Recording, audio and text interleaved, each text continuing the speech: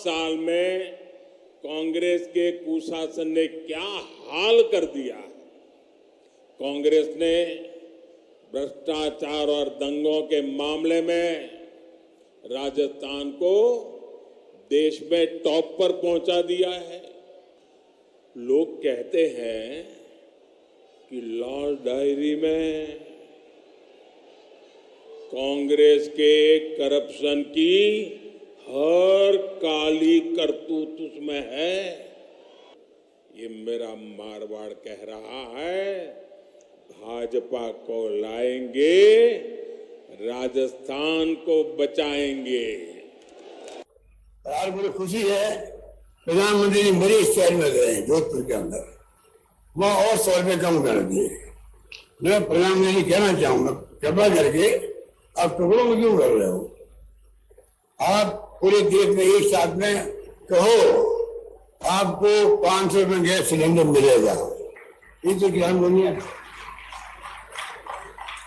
भयंकर महंगे के दौर है, भयंकर दौर है, कोई सोच नहीं सकता। इतनी भारी महंगाई, सब्जियों की हो, दालों की हो, कोई चीज हो, सब महंगी है। हम लोग मिशन 2030 का उद्देश्य लेके चल रहे हैं। एक मिशन बने, डॉक्यूमेंट बने, प्रदेशवासी क्या चाहते हैं।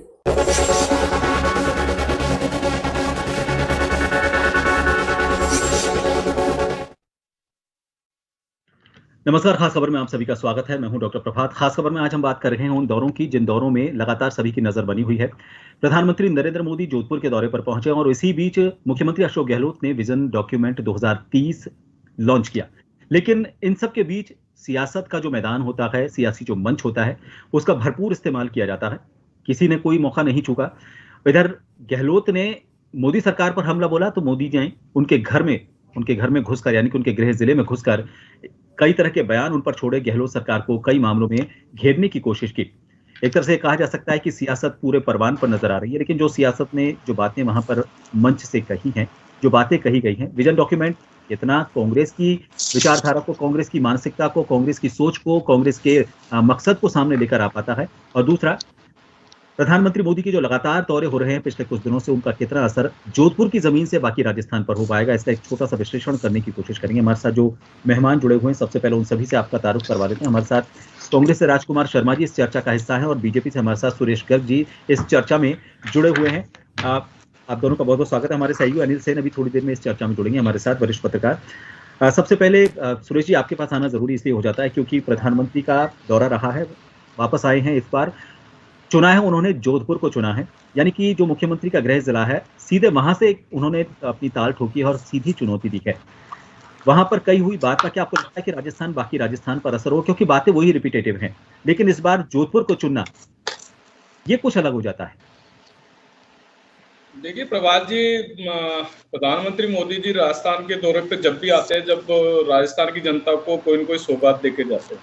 आज वो जोधपुर आए, जोधपुर में 5,800 करोड़ रुपए की सौगात देके गए। इससे पहले वो आए थे तो 7,000 करोड़ की दी थी, इससे पहले आए थे तो 10,000 करोड़ की। मतलब राजस्थान के अंदर मेरे ख्याल से लगभग पिछले 6 महीने के अंदर प्रधानमंत्री मोदी जी ने 70 से 80,000 करोड़ की सौगात राजस्थान की जनता को दी है। तो ये एक राजस्थान की जनता को जो मोदी जी विकास की सौगात दे रहे हैं और राजस्थान को चमन करने की कोशिश कर रहे हैं, लेकिन आज दुर्भाग्य है कि राजस्थान की जनता को जो सौगात दे रहे हैं उसके अंदर मुख्यमंत्री जी की उपस्थिति ना होना।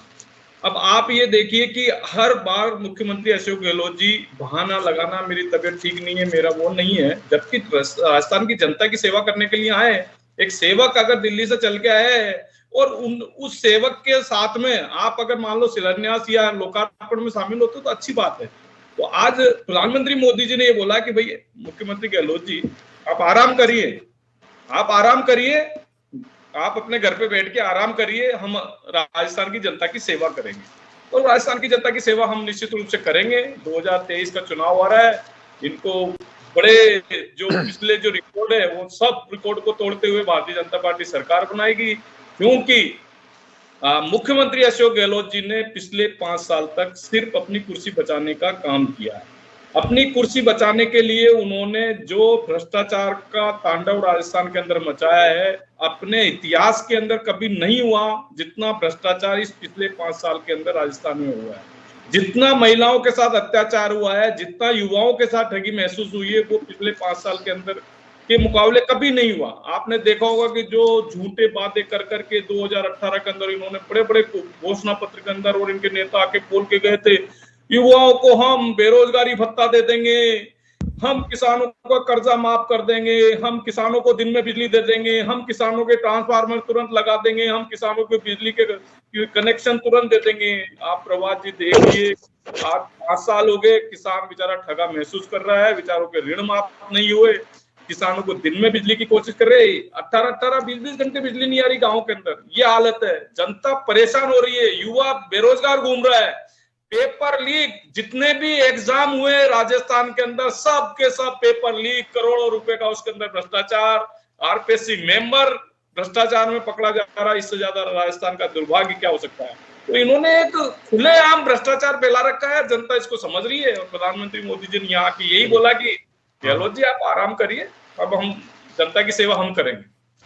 चलिए ठीक है राजकुमार जी, आपने सुना सारी चीज़ों को, भ्रष्टाचार और उनकी सबकी बात कही जाती है। देखिए भ्रष्टाचार, महिला अपराध, रोजगार, बेरोजगार, ये वही मुद्दे हैं जो पिछले 70 साल से चले आ रहे हैं। कुछ नई बात मुझे तो इसमें नजर नहीं आई, लेकिन ये बात जरूर है कि उनके घर में पहुंचकर और ये कहना कि आप बैठ जाइए, अब आपको आने की जरूरत नहीं है मैदान में, हम सेवा के लिए तैयार हैं।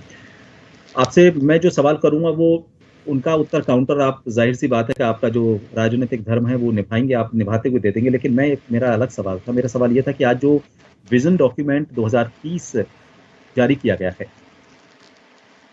जो मोदी कहा करते थे कि मुझे 5 साल और दीजिए या फिर मैं अगले 25 साल का विजन लेकर चल रहा हूं, ठीक उसी पगडंडी पर अब गहलोत भी चल पड़े हैं। और अब 2023 में चुनाव है, लेकिन 2030 की बात करते हुए वो एक नए विजन की बात करें, यानी कि एक और मौका वो खुद चाहते हैं।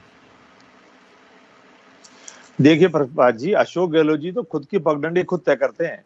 अशोक गहलोत जी जैसे नेता को मोदी साहब की पगडंडी को फॉलो करने की आवश्यकता नहीं है, बल्कि भारतीय जनता पार्टी के नेता भारत जोड़ो यात्रा की कॉपी राजस्थान में बार बार कर रहे हैं। 500 रुपए के गैस सिलेंडर की कॉपी एमपी के चीफ मिनिस्टर ने की है, तो भारतीय जनता पार्टी अभी उज्ज्वला में भी 200 से 300 रुपए किया है। तो भारतीय जनता पार्टी अशोक गहलोत जी को कॉपी करती है, ना कि अशोक गहलोत जी भारतीय जनता पार्टी को कॉपी करते हैं या उनके प्रधानमंत्री को कॉपी करते हैं। दूसरी बात एक और मैं आपको बता दूं कि अशोक गहलोत जी एकमात्र राजस्थान के, हिंदुस्तान के ऐसे नेता हैं जो बहुत ज्यादा श्रम करते हैं। सुबह 6 बजे से लेकर रात को 1-2 बजे तक वो राजस्थान की जनता के लिए, हिंदुस्तान की जनता के लिए हमेशा कार्यरत रहते हैं। होली हो, दिवाली हो, ईद हो, शादी हो, ब्याह हो, जन्मदिन हो, खुद की शादी की एनिवर्सरी हो, खुद के घर में अगर फंक्शन हो, लेकिन ऐसा एक दिन भी नहीं गया जहां तक मैं उनको जानता हूं व्यक्तिगत तौर पे, चाहे वो अस्वस्थ हुए हों, लेकिन राजस्थान की जनता की सेवा करने से कभी वो पीछे नहीं हटे हैं। कोरोना आया, कोरोना में भी लगातार उन्होंने राजस्थान की जनता की बेहतर सेवा की। भारतीय जनता पार्टी ने सरकार गिराने का प्रयास किया, हमको होटलों में जाना पड़ा, उसके बावजूद भी उन्होंने होटलों में रह करके भी राजस्थान की जनता को लगातार वो आज तक संभालते आ रहे हैं। तो मैं अशोक गहलोत जी के जहां तक नेतृत्व को जानता हूं, अशोक गहलोत जी ने संकल्प किया था अपनी राजनीति में, जब वो राजनीतिक जीवन चालू किया था कि मैं राजस्थान की, हिंदुस्तान की जनता की सेवा करूंगा, और वो सेवा कर रहे हैं। हिंदुस्तान में राजस्थान की जनता एकमात्र ऐसी जनता है जो अशोक गहलोत जी के नेचर को बहुत बेहतर तरीके से जानती है। राजस्थान की जनता जानती है कि राजस्थान का अगर कोई भला कर सकता है तो केवल और केवल अशोक गहलोत है, क्योंकि वो अशोक गहलोत जी के नेचर को जानते हैं, उनकी कार्यशैली को जानते हैं। अशोक गहलोत जी गरीब को गणेश मानकर सेवा करते हैं। अंतिम छोर पे बैठा व्यक्ति भी इस बार जोर जोर से इसीलिए नारे लगा रहा है कि चौथी बार गहलोत सरकार, रिवाज बदलेंगे, राजनीति बदलेंगे। भारतीय जनता पार्टी कितना ही आरोप लगा ले, रही बात 2030 की, प्रभात जी अशोक गहलोत जी विजन पॉलिटिक्स कर रहे हैं। अशोक गहलोत जी विजन पॉलिटिक्स कर रहे हैं, Bharatiya Janata party tourism politics कर रही है। पिछले 2-3 महीने से भारत के प्रधानमंत्री अपनी पूरी भारतीय जनता पार्टी की मंडली को लेकर के राजस्थान में बार बार आ रहे हैं, डेरे डाल रहे हैं, राजस्थान को बदनाम करने का प्रयास कर रहे हैं, राजस्थान को मणिपुर से तुलना कर रहे हैं, राजस्थान की हरियाणा से तुलना कर रहे हैं। मैं भारतीय जनता पार्टी को कहना चाहता हूं, भारतीय जनता पार्टी के नेताओं को कहना चाहता हूं, आइए तारीफ करिए, पूरी दुनिया में तारीफ हो रही है ओपीएस की, आप भी तारीफ करिए, पूरी दुनिया में तारीफ हो रही है। 25 लाख रुपए का स्वास्थ्य बीमा पूरी दुनिया में हेमंत प्रभात जी कहीं नहीं मिलता है, किसी को भी नहीं मिलता है, लेकिन राजस्थान के आम से आम आदमी को भी मिल रहा है। तो जो अच्छी योजना है उसकी आप तारीफ कीजिए। आइए, आपका स्वागत है, पधारो मेरे देश के तहत। आइए ईआरसीपी की घोषणा करिए, आइए 13 जिलों के किसान को पानी दीजिए। वहां 83 विधानसभा क्षेत्र है, थोड़े दिन में विधानसभा के चुनाव आ रहे हैं, नानी याद दिला देंगे, किसान है वो, खेत पानी मांग रहा है, और अगर राजस्थान का 13 जिलों का खेत अगर किसान पानी मांगता है तो भारतीय जनता पार्टी उसमें राजनीति करती है। मैं भारतीय जनता पार्टी को कहना चाहता हूं कि पानी पे मुद्दे पे राजनीति मत करिए, सड़क, पानी, शिक्षा, चिकित्सा पे राजनीति मत करिए। और एक बात और बता दूं आपको प्रभात जी, भारत के प्रधानमंत्री, पूरी की पूरी भारतीय जनता पार्टी जो राजस्थान में टूरिज्म कर रही है, ये पूरी की पूरी भारतीय जनता पार्टी बंगाल भी गई थी, वहां पर इनको बहन जी ने मना कर दिया, और राजस्थान की बहन जी भी पिछले 5 साल से इनको मना कर रही है। लेकिन भारत के प्रधानमंत्री जी राजस्थान की बहन जी को मना नहीं पा रहे हैं। बहन जी बार बार कह रही है मुझे मनाओ, पूरी राजस्थान की भारतीय जनता पार्टी कह रही है बहन जी को मनाओ, लेकिन बहन जी की इनको चिंता नहीं है। इसलिए मैं कहना चाहता हूँ, हाँ बिल्कुल राजकुमार जी, ये उनका अंदरूनी एक मामला हो सकता है, किसको वो ये आगे उनका अंदरूनी मामला हो सकता है। सचिन पायलट को मना लो आप। प्रभात जी, ये उनका अंदरूनी मामला हो सकता है। मैं इतना कहता हूँ, हमने राजस्थान की बेहतर सेवा की है, आगे भी हमने, हमारा संकल्प है 2023 में रिपीट होके बेहतर सेवा करेंगे। राजकुमार जी एक मिनट, सुरेश जी आप काउंटर देना इसका, लेकिन हमारे सहयोगी अनिल सेन हमारे साथ इस वक्त जुड़े हुए हैं। अनिल जी, जो भी सभाएं हो रही हैं, चाहे हम कांग्रेस की बात करें, बीजेपी की बात करें, गहलोत की बात करें, मोदी की बात करें, या फिर उससे पहले जितनी भी सभाएं हुई हैं, जो भीड़ होती है, मुझे लगता है आप भी इस आकलन को मानते होंगे कि जो भीड़ होती है वो भीड़ असल में वो सही काउंट जो जवाब है या लोगों का इन भाषणों का कितना असर हो रहा है, वो भीड़ नहीं, लेकिन उस भीड़ के जो मुंह होते हैं उनसे जब हम बाहर निकलते वक्त जो बात करते हैं वो प्रतिक्रिया बताती है, क्योंकि भीड़ अलग अलग कारणों से आती है। कोई एक बड़ा नेता आता है तो सिर्फ उसको देखने के लिए आती है, चाहे उनकी विचारधारा से वो उनको फॉलो करते हो या नहीं करते, उसमें अलग अलग तरह के लोग होते हैं। लेकिन जब वो बाहर निकलता है, चाहे उनकी विचारधारा का नहीं है, लेकिन अगर बाहर निकल रहा है, उससे प्रभावित हुआ है, तो वो वोट में तब्दील होगा।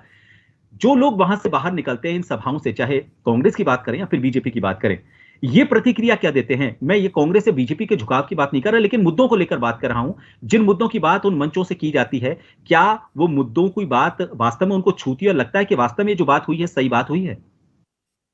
देखिए, जहां तक डॉक्टर प्रभात भीड़ की बात है, आजकल अगर रैलियों में देखा जाए, जरूर आंकलन लगाया जाता है, टारगेट लेके चला जाता है, और भीड़ के बाद, जनसभा के बाद में ये दावा भी होता है कि सफल रैली रही है और लाखों की भीड़ उस जनसभा में आई है। लेकिन अब देखा जा रहा है, क्योंकि नेताओं के प्रति जो एक रोमांच हुआ करता था पुराने दौर के अंदर, जो आकर्षण हुआ करता था, वो शायद कम हुआ है। पहले लोग नेताओं की ओर खींचे चले जाते थे, और ये सूचना जब लगती थी कि प्रधानमंत्री जी आ रहे हैं या फिर कोई बड़ा लीडर उनके क्षेत्र में आ रहा है, तो कोसों दूर तक तो पैदल की दौड़ ही हो जाती थी। लेकिन अब दौर बदला है, राजनीति भी बदल रही है, तो इसमें कहा जा सकता है कि बदलते दौर की राजनीति है। लोगों को ले जाया जाता है, भीड़ जो तंत्र है किस तरह से जुटाया जाए, टास्क होते हैं बाकायदा संगठन के ऊपर, बूथ लेवल, मंडल स्तर के जो कार्यकर्ता हैं, पदाधिकारी हैं, बस पहुंचाई जाती है और उनको बताया जाता है कि आपको इतनी संख्या लेके आनी है, और बाकायदा चेक पोस्ट लगती है पार्टी की ओर से, संगठनों की ओर से, और ये तय होता है कि आखिरकार कितने जो संख्या बल है वो कहाँ से आई है। और ये तो चुनावी माहौल है, चुनावी माहौल में तो टिकट के दावेदार जो है उनको टास्क दिया हुआ होता है कि आप जितनी भीड़ लाएंगे, टिकट शायद उतनी आपकी फाइनल यहाँ पर होगी। लेकिन फिर भी चुनावी माहौल है, भीड़ आने के बाद में उसको अपनी तरफ कैसे खींचा जा सकता है, ये टारगेट कहीं ना कहीं अब जनसभाओं का होने लगा है। किसी भी विचारधारा का हो, आम लोग अगर वहां,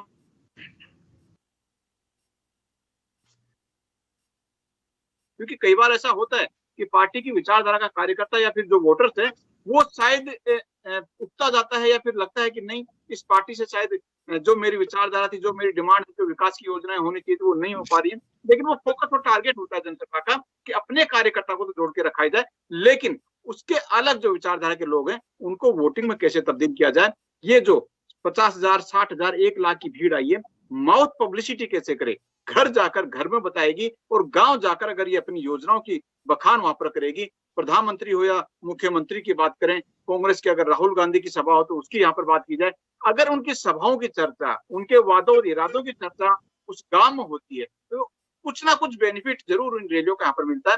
फिलहाल राजस्थान के अंदर मिशन 2023 को लेकर कसमकस कही जा सकती है। एक तरफ प्रधानमंत्री की ताबड़तोड़ रैलियां राजस्थान के अंदर है, और उधर मुख्यमंत्री अशोक गहलोत ने कमाल संभाल रखी है। हम देख रहे हैं कि अलग अलग जिलों के दौरे पर मुख्यमंत्री अशोक गहलोत जा रहे हैं, तो प्रधानमंत्री नरेंद्र मोदी की 10 दिन में तीसरी जो रैली है वो जोधपुर में यहाँ पर हुई है, और सीधा निशाना कहीं ना कहीं मुख्यमंत्री अशोक गहलोत, कांग्रेस की सरकार यहाँ पर रही है। तो मुकाबला सीधे तौर पर मुख्यमंत्री वर्सेस पीएम नरेंद्र मोदी देखा जा रहा है। लेकिन फिर भी राजस्थान के अंदर ये जो मुकाबला है 2023 का, आसान नजर नहीं आ रहा है। ये बीजेपी को भी पता है और ये कांग्रेस को भी पता है कि उनके लिए भी राह आसान नहीं है।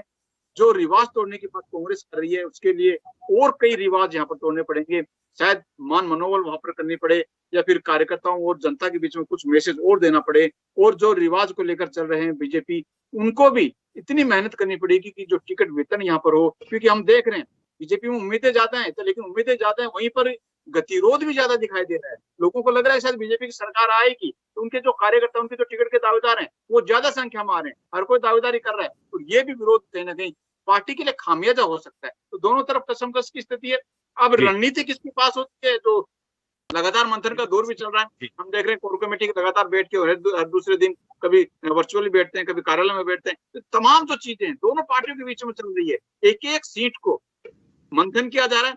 सर्वे की रिपोर्ट, उनके प्रभारी, जिला प्रभारी, संभाग प्रभारी, यानी कि एक सीट का अगर सर्वे के आधार पर पूरा टोटल जोड़ा जाए तो लगभग 20 कैंडिडेट से रिपोर्ट मांगी जा रही है कि आखिरकार उनकी विधानसभा सीट पर कौन जीता हो। जी चलिए, मैं लौटूं आपके पास अनिल जी। अभी हमारे सुरेश जी कुछ कहना चाह रहे थे, लेकिन सुरेश जी इसके साथ में एक चीज जो मंच से कही गई थी, मंच से कई तरह की बातें कही गई, लेकिन इधर जब हम भाषण देखते हैं उनका, मुख्यमंत्री अशोक गहलोत का, उन्होंने कहा है कि चाहे कितनी भी बात कर ली जाए, लेकिन राजस्थान ने कोरोना को लेकर खासतौर पर उन्होंने जिक्र किया, कोरोना में वो मुकाम हासिल किया है जिसका WHO तक ने तारीफ की है। जो जोधपुर का मॉडल रहा है उसकी बात करें, या फिर कोई भूखा ना सो इस कैंपेन की बात करें, उसके अलावा भी और भी उन्होंने कई योजनाओं की बात करी है। तो उनका ये कहना है कि जिस बात की तारीफ दूसरा देश कर रहा है या ये कैसी संस्था कर रही है जो अंतर्राष्ट्रीय संस्था है, उस बात को लेकर हमें कोसना और कोरोना को लेकर हमें घेरने की कोशिश करना, ये एक तरह से विरोधाभासी चीज है। आप अंतर्राष्ट्रीय एक जो संस्था है उसको नकारते हैं। उसके अलावा भी और भी कई उन्होंने बात कही, और जो राजकुमार जी ने कहा उसका आप काउंटर करना चाह रहे थे, लेकिन विजन डॉक्यूमेंट को लेकर मुझे नहीं लगता कि कुछ बात अभी विशेष तौर पर सामने आ पाई है बीजेपी की तरफ से। विजन डॉक्यूमेंट अभी आपने शुरुआत की है तैयार करने की, लेकिन यहाँ तैयार हो चुका है। देखिए प्रभात जी, कांग्रेस तो 2018 के अंदर भी विजन डॉक्यूमेंट बनाया था। अब वो 2018 के अंदर जो विजन डॉक्यूमेंट था उसका क्या हुआ? इन्होंने जो झूठे वादे किए थे वो वादे क्यों नहीं पूरे हुए? और ये कांग्रेस के प्रवक्ता यहाँ के बातें कर रहे हैं कि साहब अशोक गहलोत जी हमारे सम्राट है, अशोक गहलोत जी ने वो कर दिया। अशोक गहलोत जी से क्या कर दिया आपके? चलो भारतीय जनता पार्टी तो विपक्ष में, वो तो विरोध कर रही है, ठीक है, लेकिन आपके तो कांग्रेस के नेता ही विरोध कर रहे हैं। अशोक चांदना धरने पे बैठा, यहाँ के भ्रष्टाचार के बिजली के मामले में अशोक चांदना जी धरने पे बैठे, और फिर गहलोत जी कहते हैं कि इनको नोटिस टिकाओ। इसके बाद में वो तो नोटिस टिकाया नहीं टिकाया क्योंकि तो डरते हैं। फिर इसके बाद पृथ्वीराज मीणा, कांग्रेस का इस पर यह कहना है कि हमारे यहाँ पर कम से कम बोलने की आजादी तो है, हम धरने पर बैठ, बोलने की आजादी नहीं, तो फिर अशोक गहलोत जी को ये बोलने की कहाँ जरूरत है कि इनको नोटिस क्यों नहीं दिया?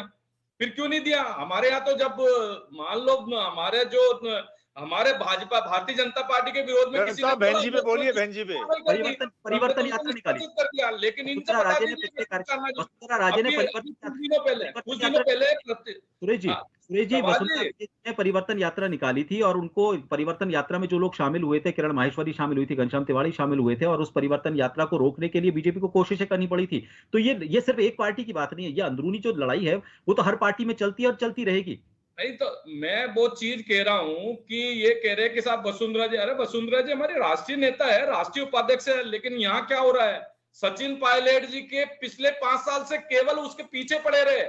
इन्होंने क्या किया कि सचिन पायलट कहाँ जा रहा है, सचिन पायलट क्या कर रहा है, आवारा है, निकम्मा है, उसमें 5 साल निकाल दिए, और राजस्थान की जनता में सेवा नहीं की। राजस्थान की जनता का जो इनको 5 साल का मैंडेट दिया था जनता को सेवा करने का, वो कहाँ किया? केवल भ्रष्टाचार किया इन्होंने। मोदी ने जो बातें कही थी उन पर लौटेंगे। मोदी ने ओपीएस का भी जिक्र किया था। मैं चाहूंगा कि हम उसी पर केंद्रित रहें। आज जो घटनाक्रम हुए ना, प्रमुख घटनाक्रम, एक तो विजन डॉक्यूमेंट और एक मोदी की जो सभा हुई है, मोदी की सभा में जो बात कही गई उसमें ओपीएस का जिक्र किया गया। ओपीएस को लेकर एक बहुत बड़ी भीड़ दिल्ली पहुंची। ये बात अलग है कि उस भीड़ को उस तरीके से नहीं दिखाया गया कुछ मीडिया संस्थानों द्वारा, लेकिन जी ओपीएस का मैं ये कहना चाह रहा हूं, आज ये विजन 2030 की, अरे इनको 2023 का ही पता नहीं है कि 2023 में ये मुख्यमंत्री रहेंगे इनकी सरकार, क्योंकि इन्होंने खुद ने बोल दिया था, इन्होंने खुद ने बोला, ये तो आप मानते हो ना प्रभात जी, अशोक गहलोत जी ने बोला है कि साहब मोदी जी ये गारंटी दे कि हमारी जनहित की योजनाएं बंद नहीं करेंगे। इसका मतलब अशोक गहलोत जी ने खुद ने एक्सेप्ट कर लिया कि हम 2023 में नहीं आ रहे, तो 2030 का विजन तो वैसे ही खत्म हो गया। और हम गारंटी दे रहे हैं कि राजस्थान के अंदर भ्रष्टाचार खत्म करेंगे। हाँ, हम गारंटी दे रहे हैं कि पेपर लीक वालों को जड़ से खत्म करेंगे। मैं बताता हूँ शब्दशः उन्होंने क्या कहा। उन्होंने कहा कि अगर मोदी जी ये गारंटी दें कि वो अपनी सरकार आने पर हमारी योजनाओं को, अगर उनकी सरकार बनती है तो, आप शब्दों को समझिए, अगर उनकी सरकार बनती है तो वो इस बात की गारंटी दें कि जब भी हमारी योजनाएं उनको बंद नहीं करेंगे। उससे पहले उन्होंने कहा कि अगर उनकी सरकार आती है तो ये तो हम कह रहे हैं अजीत प्रभात जी, हम भी तो कह रहे हैं कि हमारी सरकार 100% आ रही है। ये अशोक गहलोत जी ने भी कह दिया, राहुल गांधी जी ने भी कह दिया कि राजस्थान के अंदर सरकार भारतीय जनता पार्टी का आ रही है। तो हम गारंटी दे रहे हैं, हम गारंटी दे रहे हैं कि राजस्थान के अंदर भ्रष्टाचार जड़ से खत्म करेंगे। जो राजस्थान में 85% कमीशन की सरकार चल रही है उसको जड़ से खत्म करेंगे। जो पेपर लीक माफिया घूम रहे हैं, जिनको ये पकड़ नहीं रहे, उनको हम तह में जाके उनको जड़ से खत्म करेंगे। महिलाओं के अत्याचार जो यहाँ पे हो रहे हैं उनको जड़ से खत्म करेंगे। ये गारंटी हम दे रहे हैं यहाँ पे।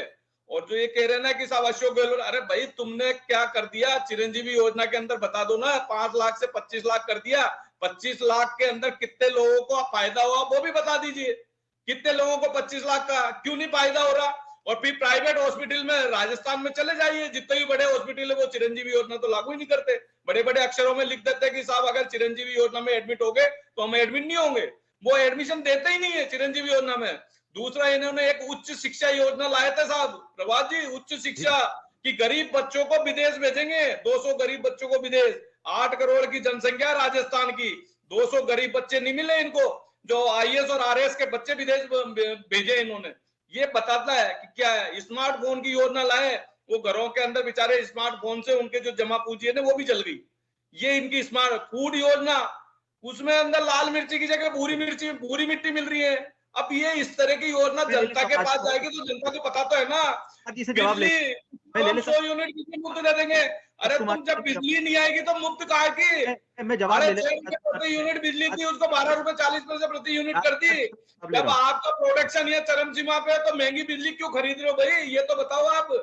मैं राजकुमार जी से जवाब लेता हूं आपकी बातों का। राजकुमार जी, आज जो मोदी ने बातें कही हैं उसमें एक तरह से देखिए, एक तो सबसे बड़ी बात तो यह है कि गृह जिले में पहुंचे और गृह जिले से अगर मुख्यमंत्री पर निशाना साधा जाता है तो उसकी गंभीरता एक अलग होती है। उन्होंने सबसे ज्यादा जो गंभीर बात है ना वो पेपर लीक मामला था। आप ये कह सकते हैं कि पेपर लीक मामले में तुरंत कार्रवाई हुई, लेकिन पेपर लीक मामले जो घटनाएं हैं उनमें उस तरीके से मतलब जो एक डर होता है, एक तो होता है घटना हो जाना और उसके बाद उस पर तुरंत एक्शन लेना, लेकिन एक होता है कि वो एक्शन ऐसा पुख्ता हो जिससे अब अगली बार अगर कोई ऐसा करने का सोचे तो उसमें थोड़ा सा डर हो। महिला आरक्षण को लेकर भी उन्होंने यही बात कही है। आज पीएम मोदी ने यही तीनों चीजें थी जिनको लेकर कहा है कि इन पूरे मामलों से लोगों को जो परेशानी हो रही है उसका निजात अगर किसी को चाहिए तो वो बीजेपी के पास है। और इन्हीं मुद्दों को लेकर तो कहीं ना कहीं आप ये तो मानेंगे कि कांग्रेस की कुछ कमियां रही हैं जिनको आधार बनाकर बीजेपी एक तरह से मौका ढूंढ रही है। प्रभात जी, भारतीय जनता पार्टी पिछले लंबे समय से कांग्रेस मुक्त भारत करने का जो लगातार प्रयास कर रही है भारतीय जनता पार्टी, उसमें लगातार असफल हो रही है। भारतीय जनता पार्टी आपने पिछले बार देखा बंगाल में ये कांग्रेस मुक्त भारत कर रहे थे, हिमाचल में कर रहे थे, कर्नाटक में कर रहे थे, और कर्नाटक में तो इनको अंतिम क्षणों में अपना हाथ किया किया, राम जी हनुमान जी को याद किया और राम जी हनुमान जी ने भी इनको भारतीय जनता पार्टी के साथ आने से मना कर दिया। अब बारी राजस्थान की है। प्रभात जी, मैं भारतीय जनता पार्टी को बहुत स्पष्ट तौर पे कहना चाहता हूं, बहुत क्लियर है, पूरा हिंदुस्तान जानता है राजस्थान एकमात्र राज्य ऐसा है जहां सरकार विरोधी लहर अभी तक नहीं चली है। भारतीय जनता पार्टी ने पूरे घोड़े खोल लिए हैं। भारतीय जनता पार्टी, प्रधानमंत्री, सारा मंत्रिमंडल पूरी ताकत लगा चुका है। भारतीय जनता पार्टी का आला नेता राजस्थान के नेताओं से इस बात को लेकर नाराज भी हो चुका है कि यारो आप लोग अशोक गहलोत जी का कोई तोड़ ही नहीं ढूंढ पा रहे। तो अशोक गहलोत नाम के जादूगर का कोई तोड़ नहीं ढूंढ रहा है। प्रभात जी, अशोक गहलोत जी ने 5 महीने पहले भारतीय जनता पार्टी को पिंक कलर के टेंटों में उलझा दिया था, अब 2030 में उलझा दिया। तो अशोक गहलोत जी के जाल में भारतीय जनता पार्टी के नेता फंस चुके हैं।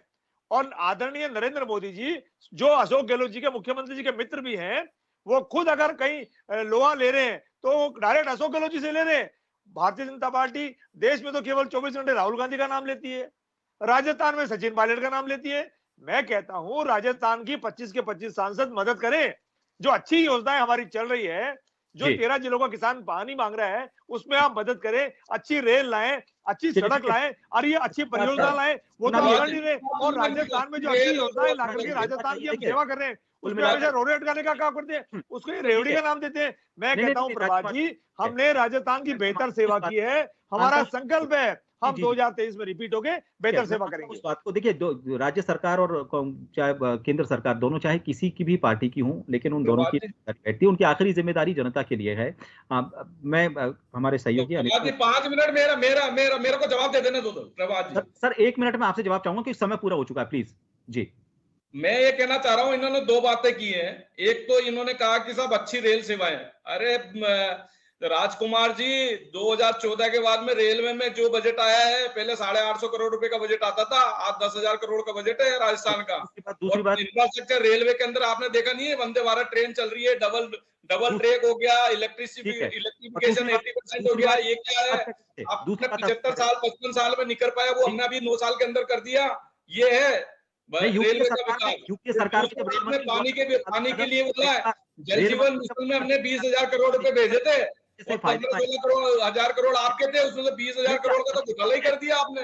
47 लाख कनेक्शन यहाँ पे राजस्थान के अंदर हुए हैं, आपने टारगेट अचीव नहीं कर पाया, जबकि केंद्र की सरकार ने पूरे पैसे भेजे थे आपको। सुरेश जी माफी चाहूंगा, बताइए, पैसा केंद्र सरकार भेज रही है, आप उसको भ्रष्टाचार में लगा रहे हो। सुरेश जी समय कम है, माफी चाहूंगा। अनिल जी हमारे सहयोगी हैं, उनसे लास्ट कमेंट में चाहूंगा। एक दौर हुआ करता था जब आचार संहिता लग जाती थी, घोषणा हो जाती थी, उसके बाद एक तरह से चुनाव का जो सही रंग है और सही शक्ल इस्तेमाल होती थी, और सियासी मंच जब भी कोई दौरा होता था उस आचार संहिता के बाद, तो उसको प्योर सियासी मंच कहा जाता था। और उस वक्त दौरे और उस तरह की जो भाषण होते हैं, उस तरह के जो नारे लगते हैं, उस तरह के जो एक दूसरे पर आरोप प्रत्यारोप लगते हैं, वो तब हुआ करता था। लेकिन अब थोड़ा सा ट्रेंड बदला है। अब आचार संहिता का इंतजार नहीं किया जाता, संवैधानिक पद पर रहते हुए ही, मैं चाहे मुख्यमंत्री की बात करूं, प्रधानमंत्री की बात करूं, वो दौरा एक तरह से चुनावी दौरा हो जाता है, लेकिन वो अभी संवैधानिक पद पर बैठे हुए हैं।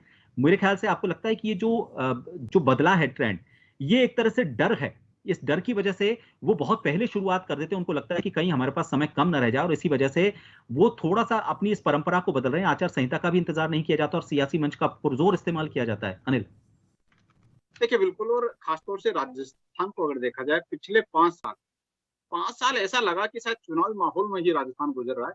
नतीजे आने के साथ ही राजनीतिक सुर्खियां राजस्थान में रही, तमाम जो दौरे राजस्थान के अंदर रहे हैं, बड़े नेताओं के दौरे भी रहे, और यहाँ से राजस्थान की कांग्रेस सरकार के भी अगर कार्यक्रम को देखा जाए, वो कहीं ना कहीं लगा कि पकड़ जो जनता के बीच में उसको मजबूत रखा जाए, चुनावी बेनिफिट कैसे लिया जा सकता है, तमाम चीजों पर फोकस रहा। हालांकि राजनीतिक दल ये मानते भी हैं कि योजनाएं हो या फिर उनके कार्यक्रम हो, अगर वो जनता के लिए नहीं करेंगे, राजनीति के लिए नहीं करेंगे, वोटर्स के लिए नहीं करेंगे, वोट लेने के लिए नहीं करेंगे, तो फिर राजनीति क्या होती है। लेकिन फिर भी ट्रेंड बदला है प्रभात, और इस तरह का ट्रेंड बदल रहा है कि लोग अब राजनीति से दूरियां जो बना रहे थे उसको पकड़े कैसे, वापस से गैदरिंग कैसे हो, वोटिंग प्रतिशत जो गिर रहा था उसको ज्यादा कैसे बढ़ाया जा सकता है, युवा वोटर्स जो राजनीति पर रुझान नहीं रख रहे हैं वो राजनीति से कैसे कनेक्ट रहे, और फिर उसके साथ साथ अगर देखा जाए राजनीति जी, एक जो फर्स्ट इंटरेस्ट हुआ करता था पहले राजनीति, हमारे राजस्थान में तो राजनीति की एक अलग परंपरा है, बीकानेर की तरफ जाएं तो वहां पर पार्टी अलग होते हैं। एक परंपरा हुआ करती थी राजनीति की, वो परंपरा थोड़ी सी बदल गई है, और उस परंपरा में थोड़ा सा जो निचलापन आया जो है, वो थोड़ा सा चिंता का एक विषय हो सकता है। लेकिन ठीक है, सियासत है और सियासत करने के लिए ही राजनेता इतनी मेहनत करता है, लेकिन उसका एक वक्त हो सकता है, उसकी एक मर्यादा हो सकती है, उसकी एक शुचिता हो सकती है, वो करनी भी चाहिए। लेकिन उसके साथ ये भी रखना चाहिए कि जो भी हम